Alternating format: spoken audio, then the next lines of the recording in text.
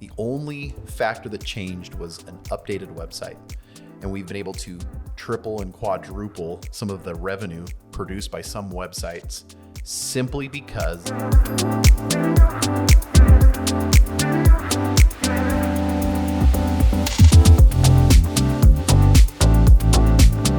Hey, welcome back everybody to the Marketing of the Minds podcast. Great to be with you guys once again. Special welcome to the patron saints of Idaho, Mr. and Mrs. Potato Head, and my good friend and founder and president of Arcane Marketing, Nathan Hawks, who's an award-winning digital marketer and was actually awarded this year down in Las Vegas with what award? Tell us what that was. It was just an award given to the top 100 leaders in digital marketing. Okay. But remind me of the organization. It was some acronym. It was called MARSUM. It stands for Marketing and Advertising and Retail Summit. Okay, very good. Well, that's a tremendous honor. And so one of the top 100 digital marketers, you guys get to sit with one of the top 100 digital marketers in the country right here, Nathan Hawks. I was probably number 100 or 99, I'm sure. You were, well, hey, you're in the 100, so that's great stuff. It's great to be back with you guys today. As you guys know, we dedicate a block of our time, 1 hour every single week to you to answer the questions that you have all across the country as you guys are running your professional services businesses. You're working hard in the trenches, serving your clients, your customers. And it's natural to run into problems, run into questions, run into challenges that you'd like to get some coaching, some advice, and some support on. So that is why we are together today. So without further ado, Nate, are you ready for the first question that comes from Alex, who is an insurance agent in Tampa Bay, Florida? Are you ready? Do it. Okay, excellent. So Alex's question today is, how can I get more traffic to my website? This is a great thing to focus on these days. There's probably no more important topic that we can focus on than how do you get more of your dream customers to come to your website? What say you? What say I? Well, the truth is that it's a really broad question. Mm-hmm. And in fact, there are things that come to my mind first, but the reality is that there's hundreds of ways, and I won't even be able to name them all. Right. Otherwise, we might be here till really late tonight, and we'd lose most of our audience before then. But digital marketing wise. So I do want to point out one thing. You know, there's always been this battle between, I'd even call it a old school guys versus kind of the younger generation. I don't know, maybe I'm in the middle. I don't know where we stand, Terry, but some of the old school guys who are used to things like, and I kind of chuckle, but like yellow pages and newspaper print ads and magazines, billboards, and TV and radio, right? Things we would consider traditional media. The reality is that those things still work. But not to the degree, because that's not where people's attention is primarily. And you have to remember, so an important point that I wanted to make about how to get traffic to your website is that there are two methodologies in general. Traditional media goes off of what we call push marketing. It's an idea that you're going to be disruptive in some message, hoping to catch people at the moment of impulse at the right time, right? So maybe you're a carpet company and you're trying to advertise on the radio. Most people would just kind of tune it out and not even remember that they're listening to it. But if you do need some carpet, or if you had the idea, then you might listen in. And who knows what percentage of people that is. Exactly. So those ideas, right? The beauty of, and by and large, not always, but by and large, most digital marketing tends to be pull marketing, because there are very specific things that you're trying to go after. And the idea behind pull marketing is that when people are looking for information about something, that they're able to go search, and when they're ready to and open to finding the information, it's there, and or making a decision, they find the answer that they need. Bingo. And that's one of the reasons why search engine marketing is such a big deal. And look, I'll say it, you'll hear people discredit it as much as you can. Search engine marketing is at its peak now of where it's ever been. It's not done growing. It's going to be around a long time, you guys. So pay attention. Search engine marketing absolutely matters. So my answer on this in particular will revolve a little bit more around the search engine marketing. Okay. But there's other pieces that I want to bring up. So the first thing that you want to bring website to your traffic, I would argue that you need to ask yourself the question, where does it all begin, is what is it specifically that you want to accomplish? What's the goal? Because if you don't have that goal outlined and you just start going through the motions and doing things, I don't know that it's going to be as rewarding. It might feel like you're not hitting the audience, that you're not getting the traction that you want. Maybe it's a little bit like working out, right? If you go and you just kind of generally work out all of your muscles or kind of do some things and others, and some days you go for an hour and some days you go for 10 minutes. How do you know what's working or what's not working? And after a couple of months of not seeing some either drop in weight or some bulking in your muscles, do you get frustrated and give up? You probably get discouraged a little bit. Sure. So the idea is, what do you want to accomplish? And we had this conversation a little while ago, Terry, about, and it's not a new conversation, but for the most part, there's two kinds of audiences out there, two mentalities. There's more for sure, but two real big broad categories if we're at a 10,000 foot view. And that is that you have those who are looking for information. They want to learn. They're just trying to be notified about something. They have some curiosity. And so we call those the researcher or the scrollers, people who are just looking right now. And it might be the beginning of a customer journey, right? The top end of a funnel. Yeah. They're asking questions, something catches their mind. And so they're just looking. And there are places that they can be looking. It's not always just in Google. It could be in Facebook. It could be in Instagram. It could be in TikTok. People can search hashtags. So the second group, so the first group is a researcher. The second group is the buyer. And they're the people who know what they want. They've been at least mildly or moderately educated, and they're ready to make a decision on something. And if you can do a good enough job in asking for their sale or for them to participate and engage, if you do a better job, let's say, than most people, then you probably get to earn that customer. And so what is it that helps, I would say, either one of those two categories? And I would say that there's a handful of things. But the things I want to focus on, or the things I want to mention in this, aren't just, you could go hire an agency and they can do a lot of things for you. Arcane Marketing does a ton of this kind of stuff. Right. People pay us really well to make things happen. And then they see great results. And then they're like, oh, wow, that's fantastic. And sometimes there's things that we do and they're like, we could have done that. Sure, but you paid us to do it. Yep. So let's pull back the curtain a little bit and talk about some of those things that you can do. And maybe you do some of it yourself. Maybe you look for an agency to get some help, whether it's Arcane Marketing or anybody else. These are good points to take note on and bring up. So I think the first one is produce content. That's the number one issue that we face with any client, hands down, across the board. Nobody, and I mean, even clients have been with us for 5 or 6 years, still, they don't have enough content. So remember from previous episodes, or if you haven't heard, content can really mean one of three things. Do you remember what they are, Terry? Absolutely. Content is either video based, it is written word based, or it is audio based. Or it could even be image based. Correct. That's it. Correct. So word based or text, images, and video. That's when we talk about content, any of those things can apply here, because any of those things are things that people will be using to gather information or learn or listen to, etc. So in text, where are places that you need to place text? I would argue that one of the very first place that you need to make sure is organized and articulated as well as you can is your website. Website is home base. It's the foundation. That's where you can control the messaging. You don't have distracting pieces. Anything you can say, you should, and anything you can articulate, period, should be done on your website. And one of the pieces of mentality that I think that is hard for a lot of people to get past is that they want to do just enough. Just enough doesn't really get you by these days. Good quality information is what brings you to the status quo. That's what brings it so that you're competitive. So don't forget that. Just some information that's thin, it's nice, but that's all it is. It's nice. It's not really going to accomplish the goals you want.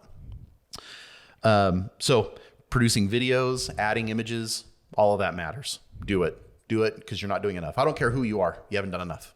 That's pretty simple. I can say that. Yep. And something that might be a little harder for most people, but isn't as hard as people might think, is it's really easy to add value to the content you write by working on link building and link acquisition and citation building. So some people like Alex, you're a local insurance agent. Local citations matter because people might be searching for something like cheapest car insurance near me, or in Tampa Bay, or looking for home insurance in Tampa, or life insurance, or health insurance, whatever kind of insurance is that you're in. You can build links and content and citations around that. Citations will really, really help you with drawing links to your website, but also add value to your, what we've talked about in the past, NAP consistency. And NAP, NAP, stands for name, address, and phone number, so that the name and address and phone number is spelled are validated exactly the same across all these different places to validate the consistency, right? If you need some help, kind of like I don't want to call it cheating, but a way to help speed up some of your citation link building, there's 4 of them that are just come to the top of my mind. Yext, a really great resource. You have to understand that for every location you put into Yext, runs somewhere in the neighborhood of like 38 or $50 per month per location. And they'll submit you to over 100 places, and they have a control that will make everything consistent. Then there's Moz Local. Moz Locals is a really great resource. Besides Moz Local, you can use Whitespark. Whitespark's another good one. And then Bright Local. And again, those are the 4 places that look, there's more than that, but those are just came off the top Some of my examples, head. So right? if you went and Googled Yext or Moz Local or Whitespark or Bright Local, you'll find exactly the tool that you need. I promise. The other piece is that if you just really need traffic to your website because you're really hoping to accomplish something, whatever that accomplishment is, you can always do paid promotions. So paid in this case could be, you can do paid campaigns in YouTube. You can do paid social media campaigns. And in this case, I think I would argue that YouTube is a social media platform in a way, right? It's also a video platform, a media platform. But the one that everybody always thinks of is Google Ads, pay-per-click. That's an easy way to get those people. And one of the things about pay-per-click that's awesome is that the people who tend to click on the sponsored ads in Google are already in that buyer mentality. They've already done the research. They're just looking for a quick answer to make the decision whether it's on your service or a product that you're selling. And then social media. You can do paid ads in social media. And just as a quick update for those who haven't watched in the past episodes, you should. The top 4 social media networks that have the most amount of traffic and the most amount of attention right now, that by and large dominate everybody's focus, is Facebook, Instagram, LinkedIn, and TikTok. And so you want to create information or do sponsored listings, those are the places where you're going to get the most amount of traction right now. And if you listen to Gary Vaynerchuk, he will tell you that paying for advertising in TikTok is cheaper than it should be right now. It's an amazing value. So take that for what it's worth. And then the very last thing I would talk about is there's a concept that was brought up, I think first and foremost, I remember it from Rand Fishkin, kind of an old school evangelist in search marketing. And he's still around. He just is in a different position and a little bit less in the limelight. But he talked about the idea that you should spend the first 6 months to 12 months of any marketing venture you're doing strictly focusing on brand. Don't try and optimize for your services. Don't try and optimize for your products. Spend all your time on brand. And again, it depends on what your goals are, but different ways of making brand happen can be through content you produce. It could be through links. Definitely works in social media. But maybe in this case, email is a really great way to help draw attention and traffic and to help build your brand. So Man, I talked about a lot of things right there. I hope that wasn't all too confusing. No, good stuff. Thank you for that. That's great. Well, you covered a lot of really cool and really important things. One thing that I might just add, and you touched based on it, is wherever your dream customer, wherever their attention is, that's where you frankly need to be advertising. So if they aren't even on social media, but they're all over email, well, obviously you should be using email a lot. But if they're not on email, and if they are not really on social media, but they spend a lot of time in forums and on YouTube, well, you need to be in those forums and on YouTube, et cetera. So the point of the matter is you have to be wherever your dream customer's attention is. And if you do a good job there, getting traffic to your website is a natural byproduct of that. So that's awesome. Thank you, Alex. Great question coming from Tampa Bay, Florida. Next question that we want to explore with some of the time that we have left comes from Sarah. She works at a CPA firm in Baton Rouge, Louisiana. It was in Baton Rouge that I had my first round of fried alligator, probably about, at this point, almost 15 years ago. Had some fried alligator. It was pretty good in Baton Rouge. Okay, so Sarah asks, how can I decrease my advertising costs? So if somebody is marketing and promoting their business online, could be through Google, could be through social media, could be on YouTube, or whatever the case might be, there's usually some sort of a cost associated with that. Money that they spend on ads. So what are some strategies that you've learned to decrease those costs? What do you think? Well, I think that you have to specify and quantify, because I would argue that costs are in relation to return. Okay. Or maybe there's something else that you might be referencing, Sarah.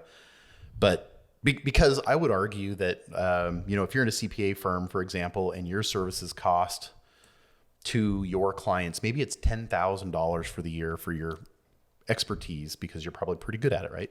Nobody wants to do accounting. I don't.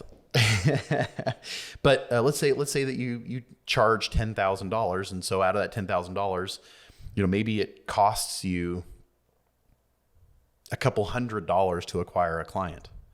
But you're saying, hey, I'm spending $10,000 and I'm getting a $10,000 client. That doesn't make a lot of sense. But what if you're spending $10,000 and you get a handful of clients? $10,000 might seem like a lot or a little when you're talking about what the comparison is. It is relative. It is relative, and that's what I was trying to think of. Thank you, Terry. And we've had this conversation with lots of people in the past.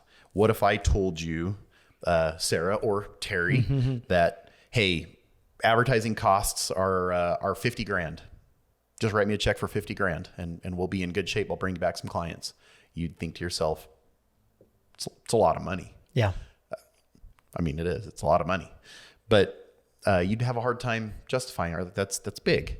But what if I said, hey, you hand me that check for $50,000 and I'll bring you back a check for $350,000?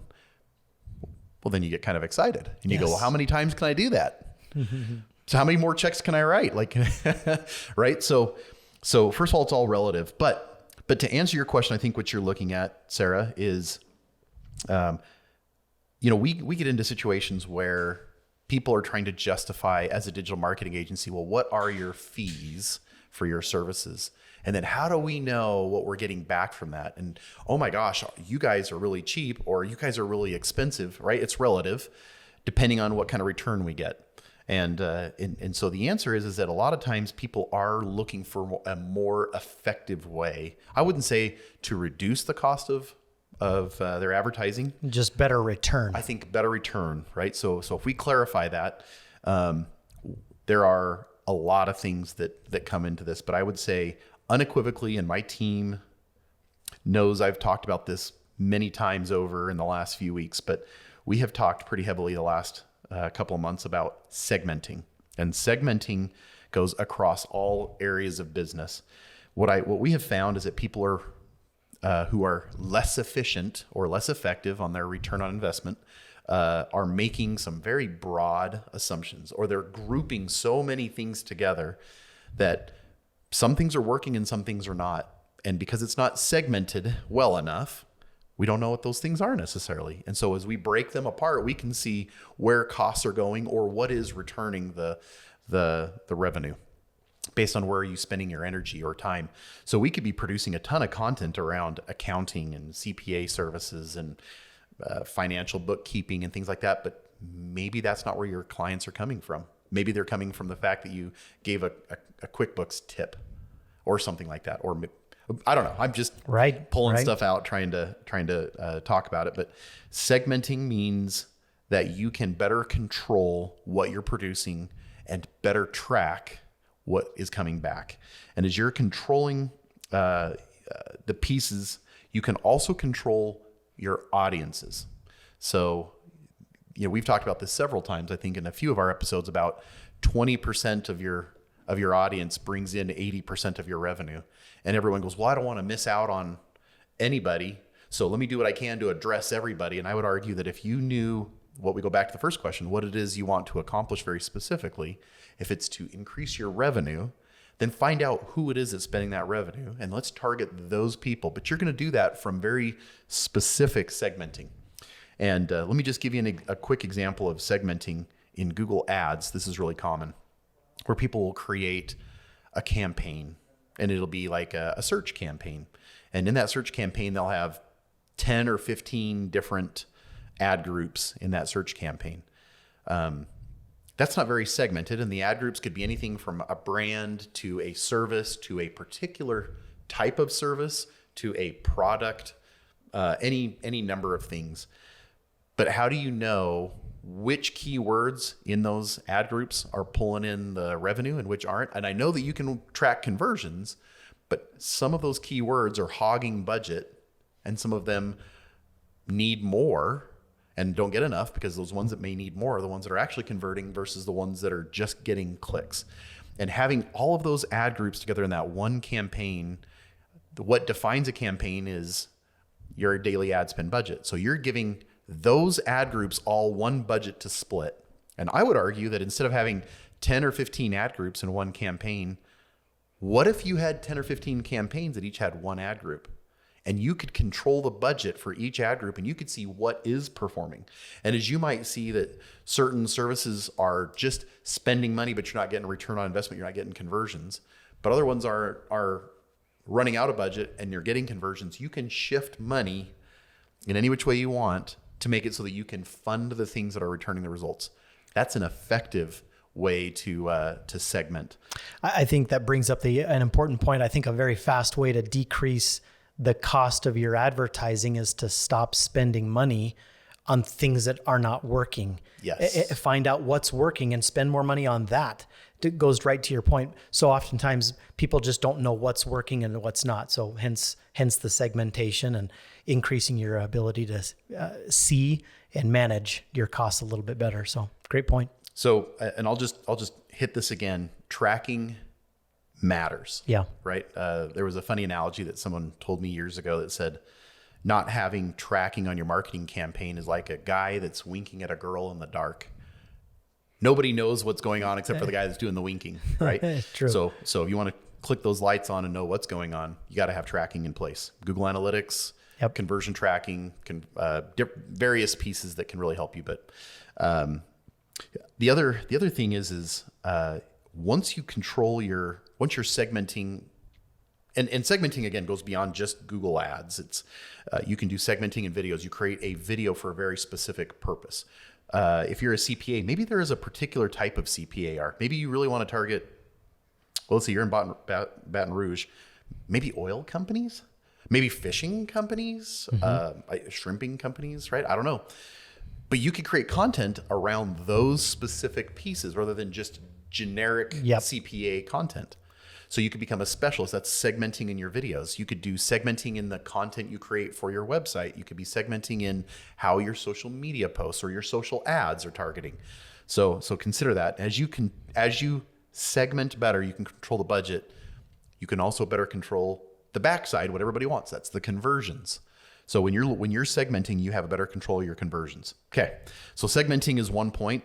I think there's one that's kind of an older concept, but it's so powerful and everybody always forgets about it.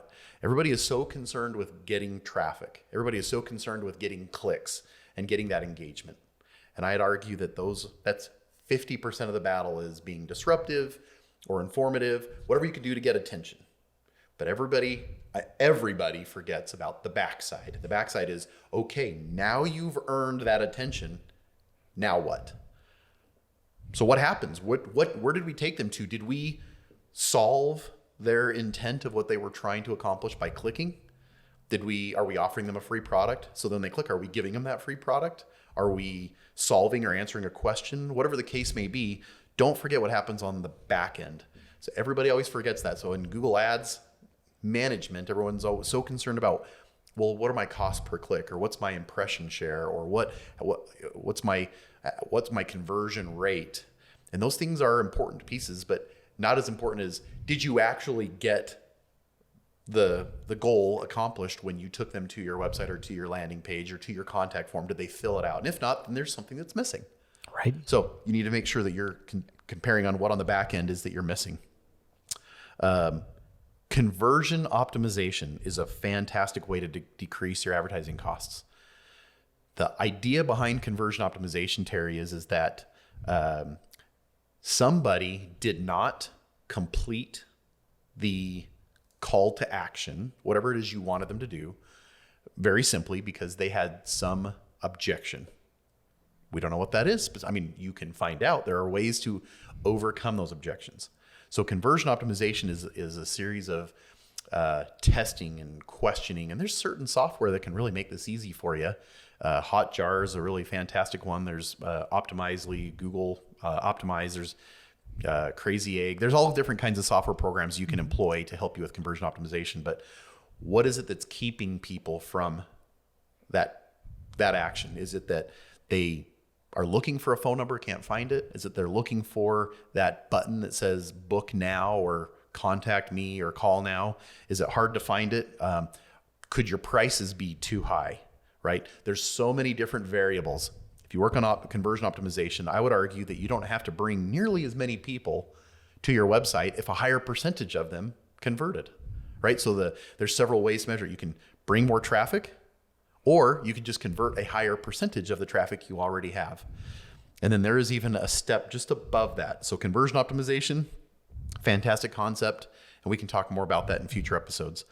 But then there's a concept beyond conversion optimization called conversion value maximization. So of those people who are already converting, let's say you're selling a product and your product is $50, and so your average sale on your website is $50.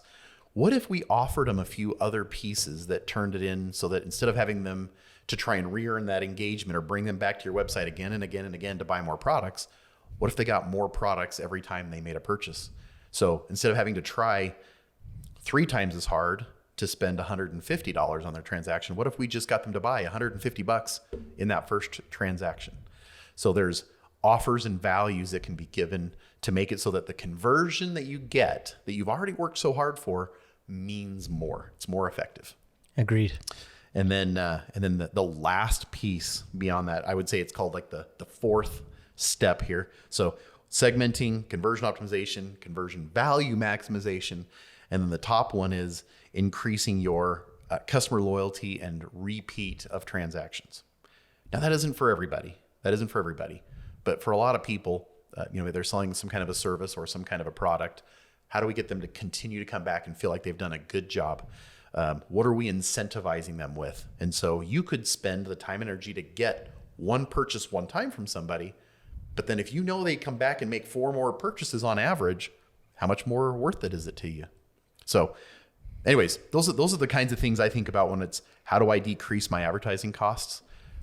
How are we solving the search intent? How are we segmenting? How do we know what is and isn't working? Where to put our attention? How are we improving our conversion optimization? How are we improving the value of each conversion? And then how are we improving the loyalty and the repeat rate of our purchases? I love that. It kind of goes back to just expenses versus revenue. You can either decrease your expenses and improve your profit margin, or you can actually put effort and energy into increasing your revenue by just getting more people to buy from you, or getting more people, the people who buy from you, getting them to spend more dollars with you on that first transaction, right, or getting the people that buy from you to come back and buy from you again and again and again. And so some great advice on on how to increase revenue. Well, and there's a lot to unpack from that. So that's just a real brief summary. We could spend all day. Oh yeah, you betcha. Well, we've only got 2 or 3 minutes left before our time runs out. Real quick, Nate, usually there are a couple of big insights or things that have come across your mind during the course of the week as you've been talking with clients, with employees, with business partners, et cetera. What's kind of the big thought that you've been thinking about this week that you want to leave our audience with? It's not a lesson we've learned. It's a lesson we've learned, but it's not a new thing. Let's put it that way. But there are things that come up that we're constantly reminded of. And in the last week, there's been a handful of new, well, I shouldn't say launched in the last week, launched prior, but in the last week, things were manifest to us that with all things remaining equal, hosting, content, any energies and efforts, the only factor that changed was an updated website. And we've been able to triple and quadruple some of the revenue produced by some websites simply because the new design or the new website was laid out a little bit better and it was viewed maybe as a little bit more of a quality presentation, right? So we know that one of the factors that search engines and social media platforms and other tracking and software companies use is behavior analytics, right? So we track on like what's the time on your website, how many pages were visited during that time, and how long, was there a bounce rate that was very high? And with certain pages, it's going to vary and change. If we can improve just those statistics alone, the fact that someone will convert more often with less energy, across the board, it happens every time. So the lesson that I was reminded of that I'm learning again and again, right? Because I always forget these things. No, I don't forget them. It's just good reminders. I always reminded. But the quality of your website dramatically, and I mean, I can't understate that, dramatically impacts the return on your investment. And so if you have, I would argue very simply that if you have a kind of a lower quality website, something that's real thin in content that isn't been designed, or maybe or maybe it has thin information, very few pictures, maybe it's still written completely in HTML, maybe it's not mobile friendly, any of those factors, I would argue that you will also have a lower quality of conversion and a lower quality of revenue or customers or clients or patients that come from that as a direct result of what they think about your website.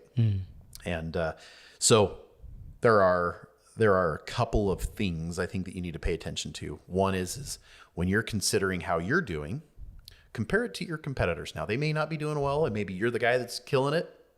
Check that one off. But if not, compare and say, what is it that these guys are doing well? And step it up. Yeah. So ask yourself, what is it specifically that you're presenting? What are you presenting? Does it make sense? How do you know? Are you looking from inside the picture? Why don't you ask a handful of your friends? Get a survey. Figure out what it is that they all say, good, bad, or indifferent, and don't be hurt by the results they say, because hopefully they speak honest, like, well, this is kind of dumb, or this is not as good as it could be. But then the follow-up question is to what you're presenting is, does it help? Does it solve your searcher what it is that they're looking for? Does it solve answering their question? Does it solve their education needs? Does it solve their buying needs? Are they learning more about the services you offer? We're working on a heart doctor, for example. And then this heart doctor is working on AFib. He's an AFib specialist. And it's a big education piece. Do people know that they have AFib? Is it a concern? What is it they're scared of? What are the solutions? And does it have to be surgery, or are there better lifestyle things that you can do to change it on your own? Do you need a consultation with the doctor? Do you have to spend a couple $100 on pills? Whatever the case may be. And we found that there's different ways that people want these questions answered. And so as we've improved A, the information that's available, and B, answer the questions that they want, the conversions are going up. It's fantastic. So how does it solve the problem? You just need to answer that. And then And then if you want kind of like a little tidbit, I think that a lot of people miss that's kind of been big this week is, what are you doing to facilitate or be a part of communities in social media? There are communities based around accounting. There's communities based around heart doctors. I'm not a part of those communities, but I know that they exist. Or maybe you're into street racing, or maybe you're into funny memes. There's all these communities. Communities are pretty loyal people that you already know. That's such a targeted audience. You already know their interests. All you have to do is just ask them and participate in the communities. So maybe take that as your hack for the week. Participate in social media communities. Go find them and then participate. That's great. Well, if you've got questions in your business throughout the course of your week, if you run into those, feel free to post your comments, post your questions down below, whether it's here on YouTube or on our podcast, or you're welcome to send us an email as well. But post your questions down below. We use your comments and your questions as the core focus of our content and the things that we discuss each and every single week here on Marketing of the Minds. Nate, thank you so much for your time. Great to be with you as always. We appreciate you guys. Keep up the good work. And we'll see you right back here once again next time on Marketing of the Minds. Take care, guys. Thanks again. Hey everybody, this is Terry again. Really quick, I wanted to remind you that it's time for your annual marketing health checkup. Now, regardless if you are currently doing no marketing, some marketing, or tons of marketing, it's time to evaluate how effective your marketing is and what can be done to improve your profit margins and results. Now, the good news is this marketing evaluation is 100% free for our faithful podcast listeners. All you have to do is visit arcanemarketing.com/free to schedule your free marketing evaluation. Again, that's arcanemarketing.com/free. Go there right now and plug in your information, and one of our digital marketing experts will be in contact with you right away. Start seeing a better return on your marketing dollars and better results in just a few weeks. It all starts with evaluating your current marketing and sharing with you the things that will help your business grow. Visit arcanemarketing.com/free, and we look forward to serving you soon.